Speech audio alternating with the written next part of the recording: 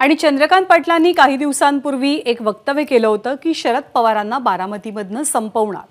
त्यांच्या याच वक्तव्यावरती अजित पवारांनी प्रत्युत्तर दिलंय।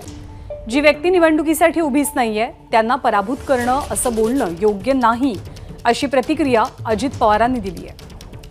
ते जे काही विधान केलेलं होतं त्या विधानात काही अर्थ नव्हता, काही सत्य नव्हतं। नंतर आम्ही चंद्रकांत दादांना म्हणालो की दादा तुम्ही आपलं पुण्यामध्ये बघा काम, मी काय असेल ते बारामतीत आमचे कार्यकर्ते बघतील। साहेब उभे असतील तर ना, उभे कोण होते? सुनेत्रा पवार, सुप्रिया सुळे। त्याच्यावर पराभव या दोघींच्या पैकी एकाचा होणार आहे ना। बोलणे ते चूक आहे, मान्य करतो ना। त्यांनी असं बोलायला नको होतं। जी व्यक्ती उभीच नाही त्यांना तुम्ही पराभूत करायचं म्हणता, हे बरोबर नव्हतं। एबीपी माझा, उघडा डोळे बघा नीट।